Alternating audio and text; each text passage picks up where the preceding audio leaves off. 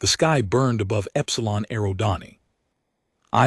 What had started as a peaceful morning in the Novan colony had turned into chaos within minutes. The Morali warships appeared without warning there, massive shapes blocking out the twin suns as they positioned themselves in attack formation. Lara Carson ran through the corridors of the colony's command center, the emergency sirens blaring in her ears. As colony administrator, she had drilled for emergencies countless times, but nothing had prepared her for an actual Morali invasion. Status report, she shouted, entering the main control room. Screens around the room showed the colony's outer settlements already in flames. 6 Morali destroyers and 12 support vessels, reported Keith Brown, her security chief. His blue skin was pale with fear, the characteristic Novan speckles almost white against his face. They've taken out our orbital defenses already. Ground assault has begun in sectors 3 and 4. Lara steadied herself against the console. The Moor were known throughout the galaxy as merciless conquerors. They didn't take prisoners or establish occupation forces. They simply wiped out native populations and stripped planets of valuable resources. Communications, she asked. Planetary comms are still online, but they've blocked all outgoing signals, said Maria. Does the communication specialist. Her fingers moved quickly over her console. We can't reach the galactic Concord. Lara looked at the tactical display. The nearest Concord military base was in the Proxima system, at least 4 days away at maximum speed. Even if they could get a message out, help would arrive too late. The quantum beacon, she said quietly. The room fell silent. Quantum beacon was their last resort, a direct violation of Concord protocols to use except in the most dire circumstances. The device could send an instant distress signal across vast distances, but the energy surge would likely give away their command sense position. Ma'am, if we activate it, Keith began, we and LT Unc and GT LL be their first target. Lara finished for him. I know.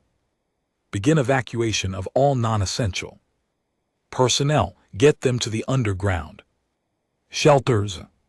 Through the reinforced windows, she could see the orange glow of fires spreading across the colony's main settlement.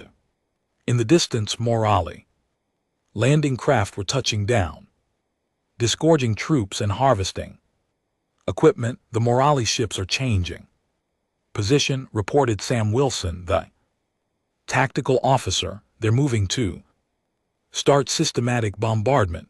Lara looked at the faces around her, people she had worked with for years, building this colony into a thriving community of 30,000 Novnans. Now they faced extinction. Activate the quantum beacon, she ordered. Maria hesitated only for a second before inputting the command codes. A low hum built within the walls as the powerful device charged. Message parameters, Maria asked, her voice steady despite the fear in her eyes. Standard distress protocol.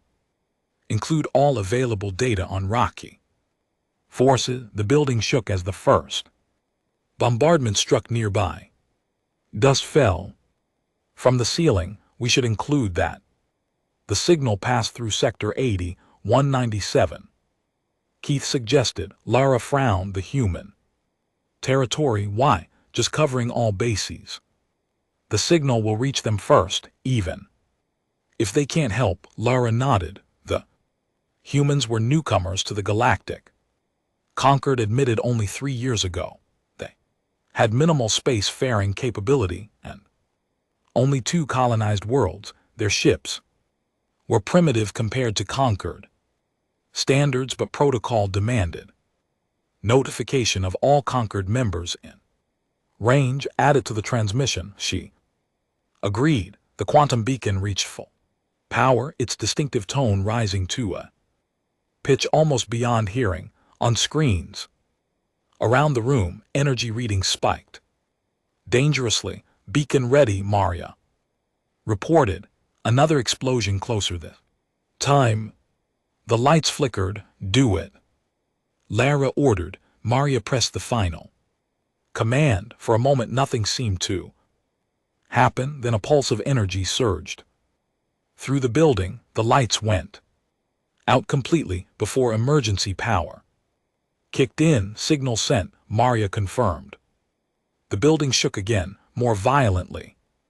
This time, structural warnings flashed on the remaining operational screens.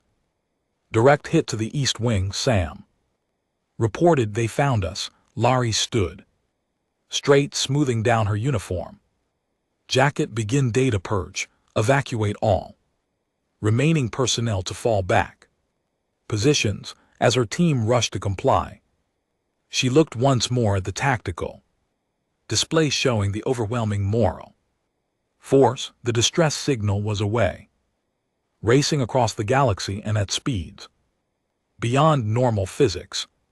But she knew the truth that no one wanted to say aloud. Help would come too late. The Novans of Epsilon Eridani IV were already dead. They just didn't know it yet. The Galactic Conquered High Council chamber was rarely filled to capacity today. Every seat was taken. Representatives from 300 species sat in rising tiers around the central speaking platform. The atmosphere was tense as reports of the Mori attack on Epsilon Eridani IV appeared on everyone's data screens. Admiral Tan stood at the center of the chamber, his forearms gesturing at the holographic displays showing the Morali fleet positions. His gray skin reflected the red emergency lighting that had been active since the distress signal arrived. The Morali force consists of 18 capital ships and at least 30 support vessels, he said, his translator converting his clicking speech into standard galactic common. Our nearest rapid response fleet is currently 4 days from the Epsilon Eridani system. A wave of concerned murmurs swept through the chamber. Everyone knew what that meant. By the time help arrived, the colony would be destroyed. Can we not send a faster ship? Asked Representative Kalsa of the Tyran Federation. Her feathered crest rose in agitation. Surely we have something that can get there sooner. Admiral Tan shook his head. Our fastest scout ships could arrive in 2 days, but they carry no weapons capable of engaging rocky destroyers from the highest tier. An ancient voice spoke. Representative Zal of the Folian race leaned forward, his wrinkled face barely visible beneath his ceremonial hood. Folians were among the oldest species in the Conquered, respected for their wisdom. The distress signal would have passed through Sector 80-197. Zal noted human space. There was a moment of puzzled silence before nervous laughter broke out among several representatives. The human said, defense Minister Gora, they can barely reach their own moon with their primitive technology. This wasn't entirely fair. Humans had developed faster than light travel, which was why they had been granted provisional membership in the Conquered 3 years ago, but their ships were slow and few in number. Earth had only established 2 small colonies beyond their home system.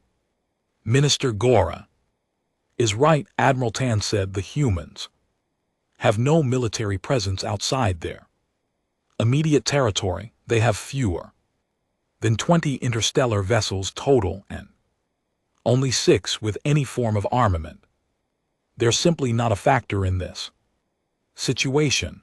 Representatives all nodded, slowly conceding the point. We should inform them officially, nonetheless, said Representative Julia Anderson, the human delegate. She was one of only 3 humans in the entire conquered central government. My people would want to know. Of course, Representative Anderson said. High Chancellor Vex, his translucent tentacles rippled in what the more experienced delegates recognized as impatience. But we must focus on practical responses.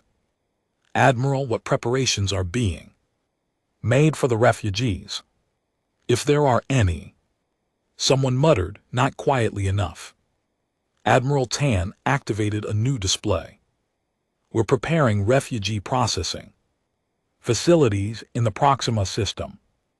Medical ships are already en route, but given typical Mori tactics, he didn't finish the sentence. Everyone knew the Mori rarely left survivors. As the discussion continued, Representative Anderson quietly left her seat and moved to a private communication booth at the back of the chamber. She placed her hand on the security scanner and waited for the booth to seal around her. The air hummed as privacy fields activated.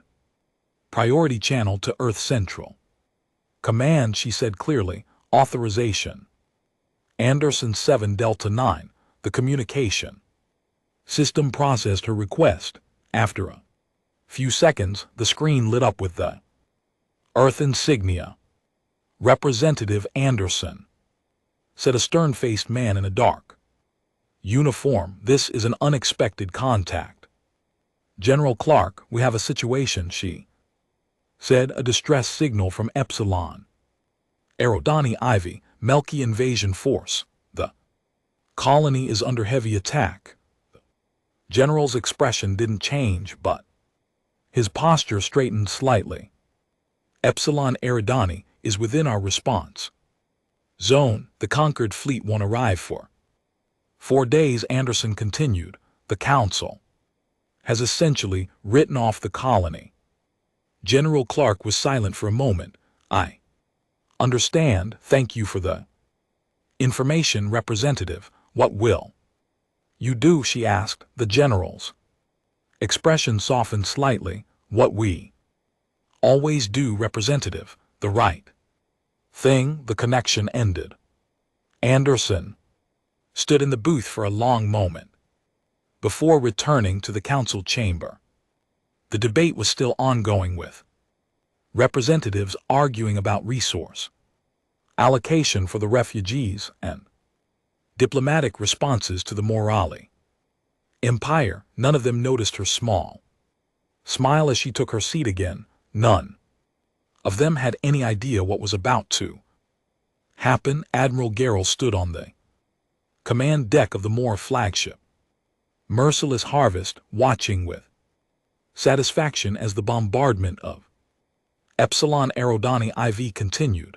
The view screen showed orange blooms of destruction spreading across the surface of the blue-green planet. His scaled skin gleamed under the harsh lights of the bridge as he turned to his second in command. Report on the resource scans, he ordered. Commander Vic bowed slightly, the proper show of respect.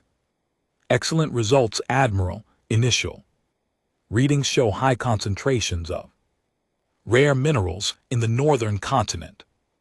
The biological material is being processed for fuel conversion. Biological material, a cold term for the bodies of the colonists. The Moor didn't waste anything, not even the species they destroyed. How long until the extraction teams can begin full operations? Grill asked. 24 hours. Admiral, we need to finish the cleansing phase first. Grill nodded and turned back to the view screen. The colony's defenses had been pathetically weak. Their orbital platforms had been destroyed in the first minutes of the Attack, the ground forces had better equipment than expected, but nothing that could truly challenge morale. Superiority. Now it was simply a matter of systematic destruction. Admiral, we're picking up unusual readings, reported the sensor officer. Suddenly, Grill frowned. What kind of readings? Energy signatures, sir, coming from the direction of Sector 80-197. Grill consulted his data pad. That's the empty sector, nothing there but a primitive species with minimal space travel. Yes, sir, but these readings. The officer looked confused. They're moving faster than anything in our database. A sensor malfunction, Grill said dismissively. Run a diagnostic. Yes, Admiral. The officer turned back to his console while Grill returned his attention to the bombardment. The planet's atmosphere was starting to show signs of the firestorms that would soon rage across its surface. Perfect conditions for the harvesters. Admiral, the sensor officer's voice was higher. Now the readings are confirmed. Multiple objects approaching at speeds that impossible, interrupted Commander Vex. Nothing moves that fast. 12 minutes to intercept, the officer continued. Ignoring the rebuke, Gel felt a flicker of unease. Ray's shields moved. The support vessels behind the capital ships, the bridge crew rushed to comply. As Gel studied the sensor readings himself, the objects were indeed moving at impossible speeds, faster than any known conquered technology, but that couldn't be right. The only species in this region was dropping out of FTL, shouted the tactical officer. The view screen flickered as 7 sleek angular vessels appeared suddenly in the midst of the Morale fleet. Their design was unlike anything Girl had seen before. Black holes with sharp edges that seemed to absorb light rather than reflect it. They were smaller than rocky destroyers, but moved with incredible precision, positioning themselves between the Maui ships and the planet. Who are they? Demanded Gil. How did they get past our outer sensors? Unknown design, reported the tactical officer. No match in our database. They're broadcasting, said the communications officer. All frequencies, all languages, put it through, ordered Gel. A calm, steady voice filled the bridge, speaking perfect galactic standard. This is Captain Alan Brooks of the United Earth Naval Forces. You are engaged in an illegal assault on a galactic conquered colony. Cease hostilities immediately or be neutralized. The bridge fell silent. Commander Vrex was the first to recover. Earth, the humans, he laughed, a harsh sound. They barely have interstellar capability. Grill studied the ships on the screen more carefully. Their positioning was perfect. Tactical, no wasted movement, and their speed. Open a channel, he ordered. When the connection was established, Gel spoke with all the authority of a Mali admiral. This is Admiral Girl of the Morale Empire. You have entered a combat zone. Depart immediately or be destroyed. The response was immediate. This is your final warning, Admiral. Stand down your weapons and withdraw from this system. GR snarled. Target the lid ship. Full power to forward batteries. The Morale flagship's main weapons charge the energy building to levels that could shatter a small moon. The targeting systems locked onto the nearest human vessel. Fire, ordered Grell. The beam lanced out a spear of pure energy that should have vaporized the human ship instantly. Instead, just before impact, the ship simply moved, not a slow, lumbering turn like conquered vessels, but an impossible twist that defied physics. Itself, the beam passed harmlessly. Through empty space, how Grill began. And then the humans opened fire.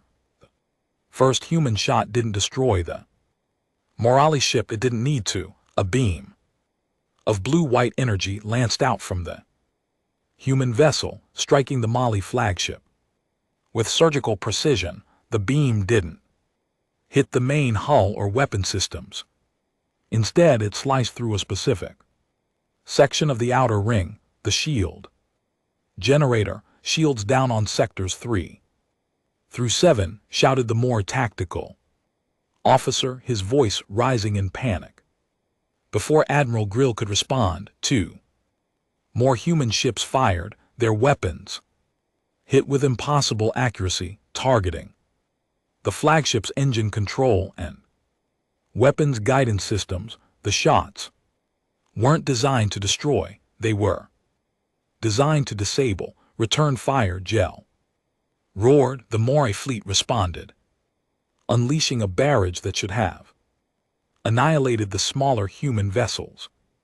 But the humans moved like nothing Gel had ever seen. Their ships twisted and turned at angles that seemed to defy the laws of physics, evading most of the rocky fire.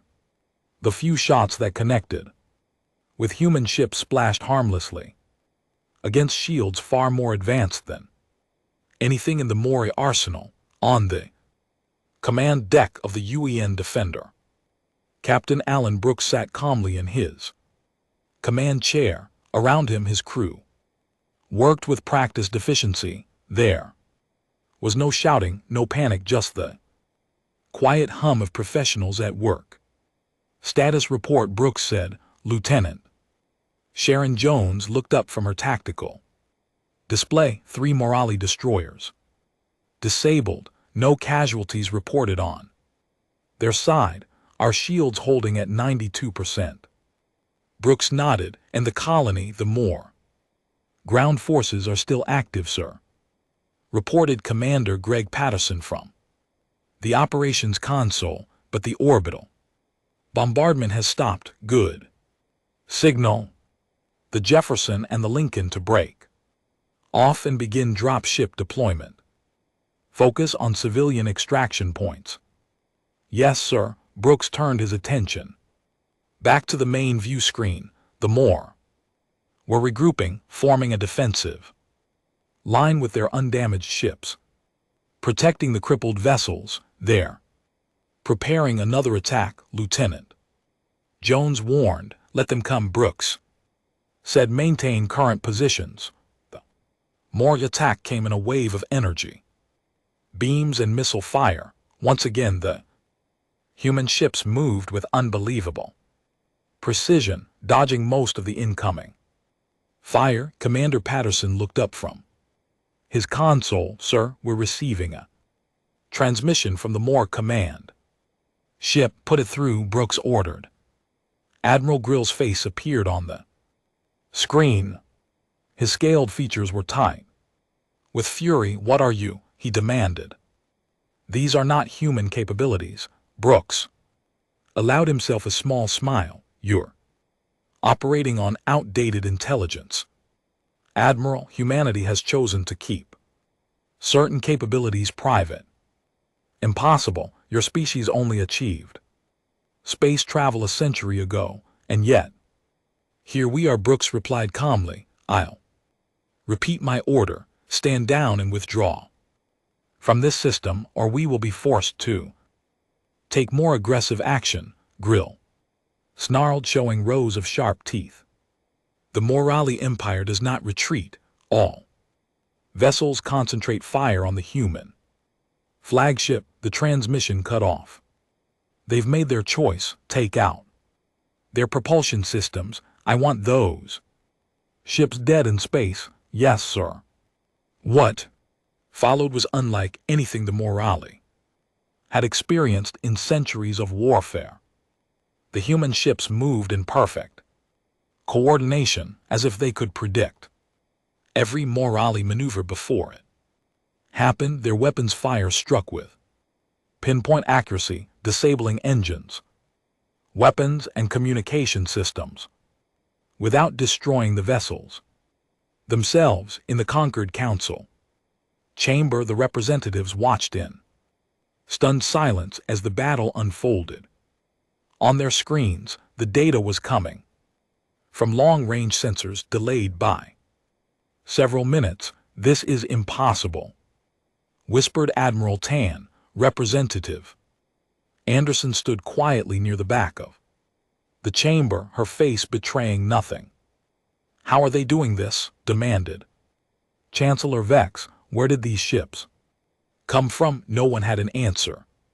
The tactical displays showed 3 more Morali ships disabled, their engines cold, weapons offline, not destroyed, deliberately spared but completely neutralized. On the Morali flagship, Admiral Gell watched in growing horror as his fleet was systematically crippled. Ship after ship reported critical systems failures. Not a single human vessel had been seriously damaged. "Admiral," said Commander Vex, his voice shaking. "What are your orders?" Grill stared at the tactical display. In just 15 minutes, the humans had disabled over half his fleet. His mind struggled to process what he was seeing. "Admiral." Before Grill could answer, the view screen lit up again with Captain Brooks' face. "Admiral Gell," the human said calmly, "your fleet is neutralized. I suggest you reconsider my offer while you still can." While the space battle raged above, the situation on the surface of Epsilon Eridani IV was equally shocking to the Mori ground forces. Commander Jarek led his troops through the burning ruins of the main Novan settlement. His soldiers moved with practiced efficiency, shooting any survivors they found. The Novans were no match for Maui combat prowess. Their blue-skinned bodies littered the streets as Jarich's forces pushed toward the colony's resource center, set up the harvesting equipment in Sector 5. Jarich ordered over his comm unit, "Begin processing." As soon as his orders were interrupted by a strange sound overhead. Looking up, Jarich saw small black objects descending through the smoke-filled sky. They were too small to be ships, yet moved too precisely to be debris. "Unknown objects entering our airspace," reported his tactical officer. "They appear to be some kind of drop pods." Jarich signaled his troops to take defensive positions. The objects slowed as they approached the ground, landing with surprising gentleness in a clear area about 200 m away.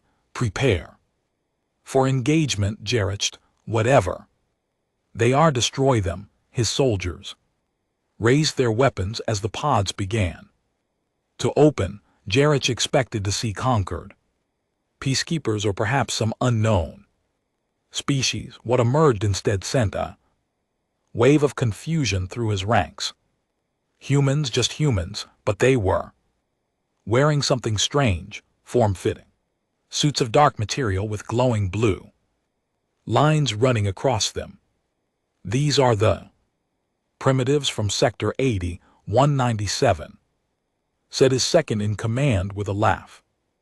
"This will be over quickly." Sharrock wasn't so sure. The humans were deploying with unusual discipline, moving into formation with practiced ease. He counted only 30 of them against his force of over 300 Morali warriors.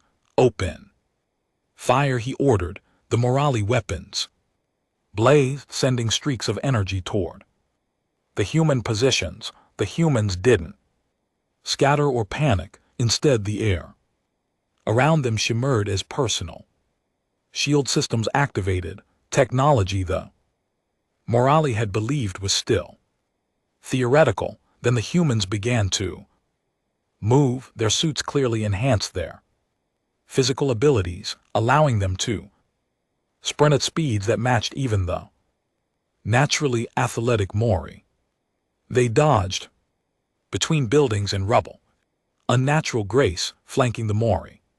Positions before Jarrett could adjust his strategy. The human weapons were equally surprising, compact energy rifles that cut through Morali armor with ease, but most shocking was their obvious restraint. The humans were firing at legs and arms, deliberately avoiding kill shots when possible, fall back to secondary positions, Jarrett ordered as his front line began to crumble. As his troops retreated, Jarrett watched in disbelief as a single human soldier lifted a collapsed wall section weighing at least 2 tons to free trapped Novan civilians. The human's powered suit glowed brighter at the joints as it amplified his strength to impossible levels across the colony. Similar scenes were playing out. Small teams of humans were systematically securing key areas, establishing medical evacuation points, and engaging Rocky forces with overwhelming tactical superiority. At the colony's main medical center, human squad led by Lieutenant Patrick White had established a defensive perimeter around hundreds of wounded Novnans. The Moor had surrounded the building, determined to eliminate all survivors as per their standard protocol. "They're coming again," warned Sergeant Kimberly Lee, checking her weapons charge. "At least 60 of them this time." Lieutenant White nodded calmly. His squad consisted of just 12 soldiers, but they had already repelled 2 Morali assaults. "Connor, how's our shield holding up?" White asked Private Jeff. Connor checked the portable shield generator they had deployed. 70%, sir. It'll hold for another wave." Lieutenant tapped his communication unit. "All units prepare for contact. Remember, non-lethal if possible. We want prisoners, not bodies." As the Morali charged the position, the humans responded with coordinated fire, their weapons set to stun when possible. 3 humans moved to higher positions, providing covering fire while the others engaged in close quarters combat. Inside the medical center, Dr. Lisa Harris worked frantically to save Novan lives. She had never treated alien physiology before today, but her medical suit was feeding her information about Novan biology in real time, guiding her actions. More incoming wounded, called a human medic as soldiers carried in injured Novnans. A small Novan child looked up at Dr. Harris with wide, frightened eyes. "Are you the help they said would never come in time?" the child asked in broken galactic standard. Dr. Harris smiled as she applied a healing gel to the child's injured arm. "Yes," she said simply, "we're here now." 3 hours after the first human ships arrived, the battle for Epsilon Eridani IV was over. The Mori fleet hung motionless in space, disabled but largely intact. On the planet's surface, the last pockets of Morali resistance had surrendered, faced with the impossible choice between yielding or fighting an enemy they could not defeat. Admiral Grell stood in his flagship's conference room, his scales dulled with fatigue and shock. Across from him sat Captain Alan Brooks, flanked by 2 human officers. Neither side was armed, a gesture of trust that Grill found almost as surprising as the human victory. "Your terms?" Grill asked. Simply, Brooks slid a data pad across the table. "All Morali forces will withdraw from this system. Your wounded will be treated and returned to you. Your ships will be repaired enough for safe travel back to your territory, but weapon systems will remain offline." Ray blinked slowly, the Morali equivalent of surprise. "You're letting us go?" "Yes." Why, you have won, by the rules of war. Our lives and ships are yours to claim. Brooks leaned forward slightly. Those aren't our rules, Admiral, on the planet. Below, human dropships continued to land, bringing medical teams, engineers, and relief supplies. Within hours, they had established field hospitals in every major settlement and begun distributing food and clean water to the survivors. Director Lara Carson, her uniform torn and dirty, watched in amazement as human teams worked with incredible efficiency. She stood outside the colony's main administration building, now serving as a coordination center for relief efforts. As a human officer approached her, Director Carson, I'm Commander Laura Bennett, humanitarian response team. Carson shook the offered hand, still struggling to process everything that had happened. How did you get here so fast? She asked. The nearest conquered forces were days away. Commander Bennett smiled. We were closer than you thought. Earth maintains forward operating bases near all major conquered colonies. Just quietly, but the conquered report said humans had limited space capabilities. Yes, Bennett agreed. That's what the report said. Before Carson could ask more questions, a small Novan child ran up to Bennett, tugging at her uniform. The commander knelt down to eye level with the child. What can I do for you? She asked gently. My mother needs medicine, the child said. The blue doctors don't have the right kind. Bennett nodded seriously. Let's go find your mother. As the commander walked away with the child, Carson turned to see a group of human engineers already working to restore power to the colony's damaged grid. In the distance, she could see medical tents where human doctors treated Novan and Rocky, wounded side by side. 4 days later, when the Galactic Conquered Rapid Response Fleet finally arrived, they found a fully operational relief effort already underway. The Mori fleet had departed under escort from 2 human vessels. Temporary shelters housed displaced colonists, and reconstruction of critical infrastructure had begun. Admiral Tan beamed down with a team of conquered officials, expecting to find devastation. Instead, he was greeted by Director Carson and Captain Brooks in a functioning command center. This is unexpected, Admiral Tan said, looking around at the busy operations room where humans and Novans worked side by side. The humans arrived within an hour of our distress signal, Carson explained. They drove off the Molly and immediately began rescue operations. Admiral Tan turned to Captain Brooks. How your fleet was never reported to have this capacity. Brooks smiled politely. There are many things about humanity that haven't been reported. Admiral, in a quiet corner of the command center, Commander Bennett was speaking with a conquered medical officer. Your treatment protocols for Novan physiology are remarkably advanced, the conquered doctor noted. We weren't aware humans had such knowledge. Bennett shrugged. We learn quickly, and your field surgery techniques, I've never seen anything like them. The survival rates you've achieved are beyond our standard expectations.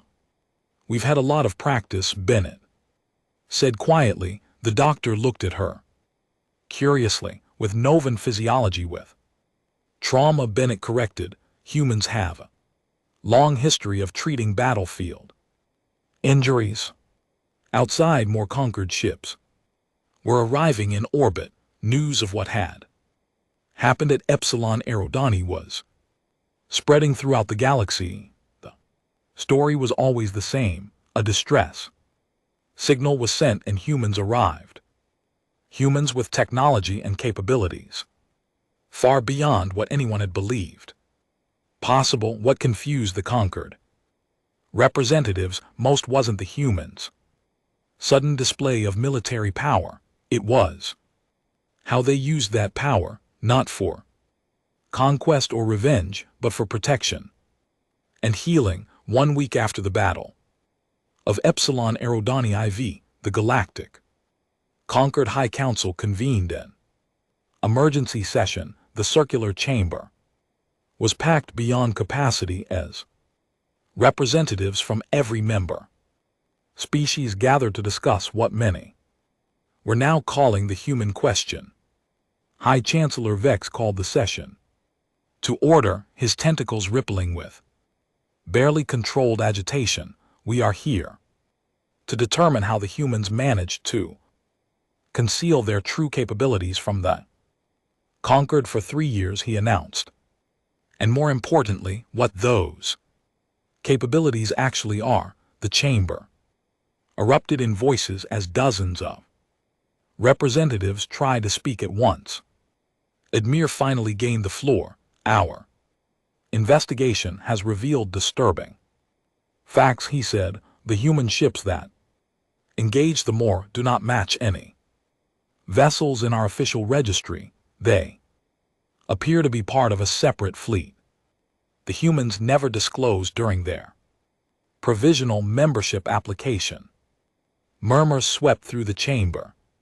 Concealing military assets was a serious violation of conquered membership protocols. Furthermore, Sand continued, the technology displayed by these vessels exceeds anything in known space.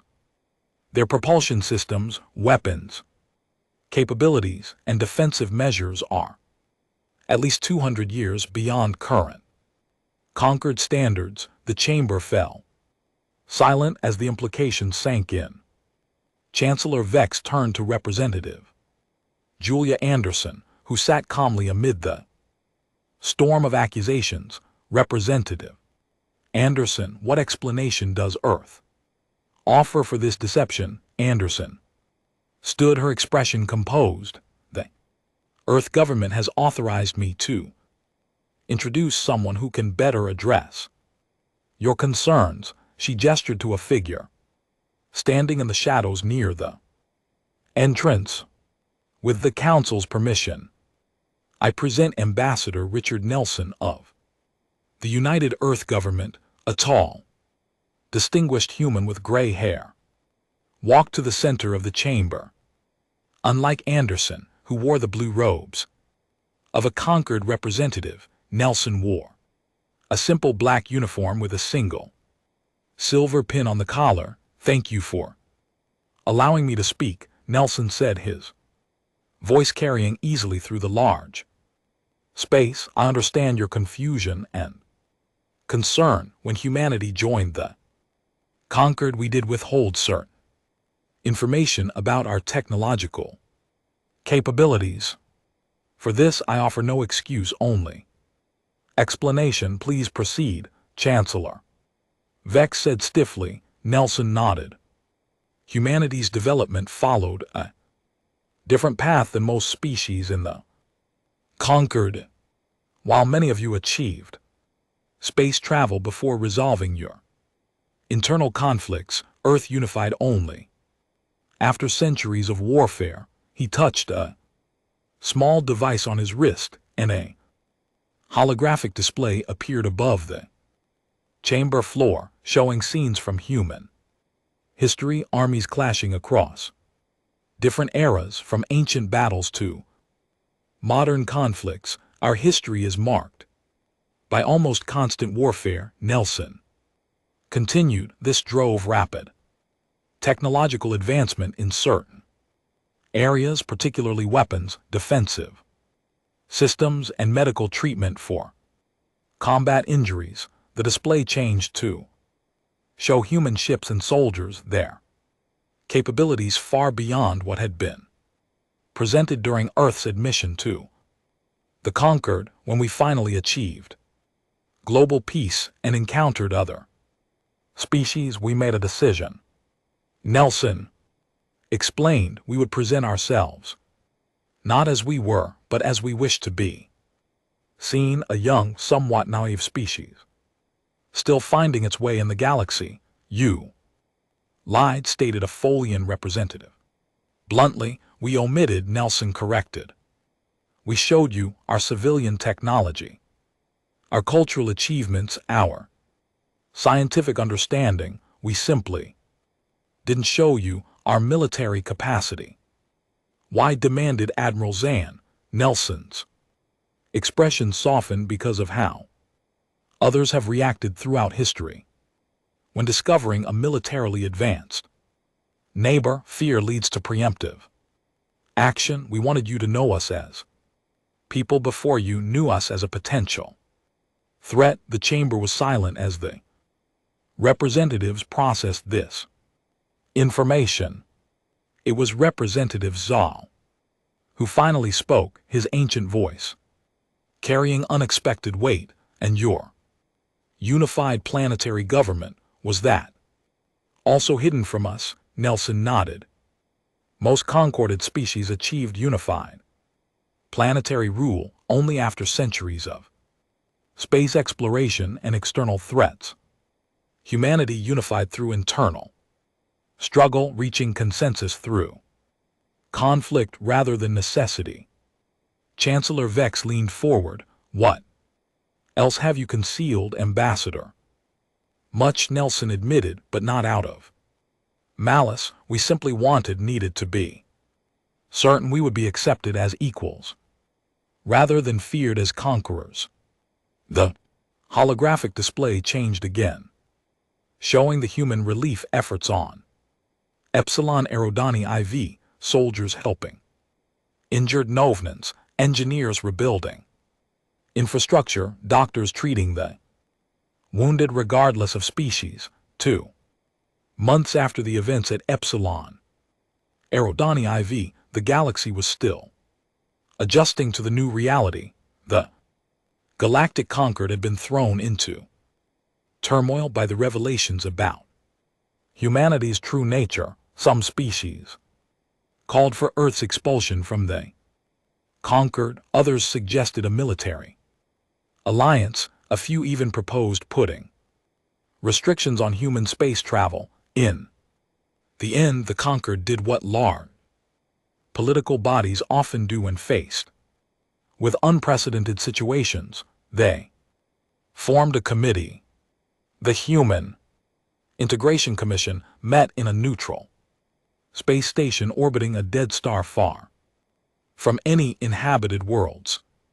Representatives from 12 major Concord species sat across from a human delegation led by Ambassador Richard Nelson. Your proposal is unusual, said Chancellor Vex, who had been appointed to lead the commission. We believe it's the best path forward, Nelson replied.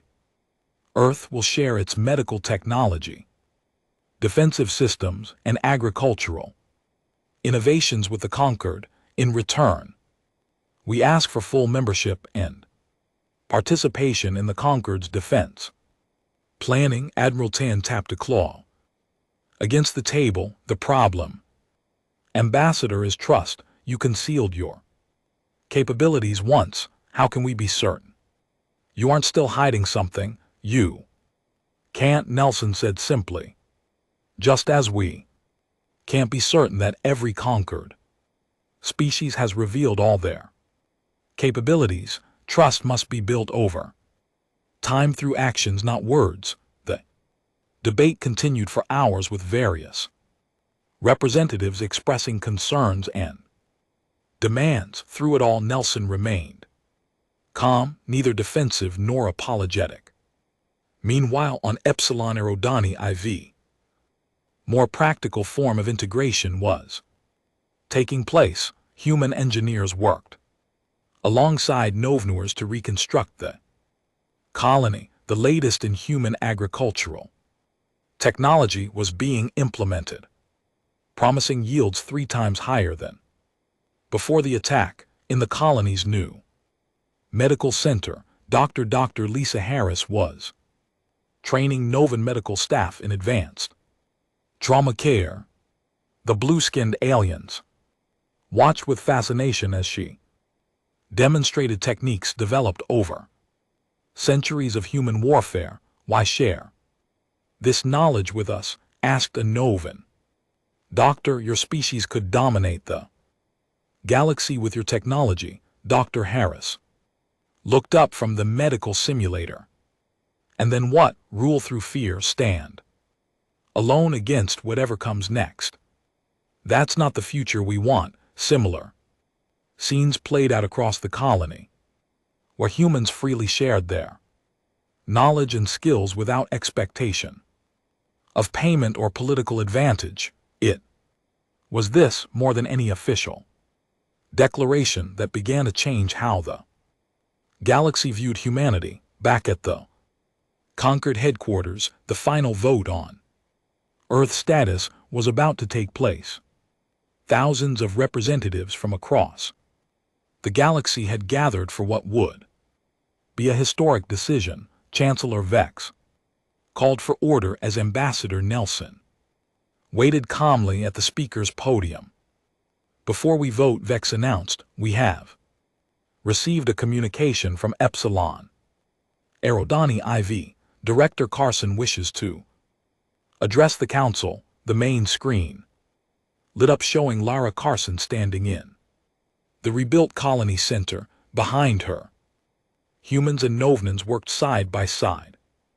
Honorable representatives, she began, I understand your fear of humanity. 2 months ago, I might have shared it, but I have seen these humans not just fight for us, but bleed for us, work for us, teach us. They had the power to conquer, but chose to protect. They had knowledge they could have sold, but chose to share. She paused, looking directly at the camera. What arrived at our colony when we sent our distress signal was not the horror many of you now fear. What arrived was humanity at its best. Powerful, yes, but guided by compassion rather than conquest. If that horrifies you, perhaps the problem lies not with them, but with your expectations.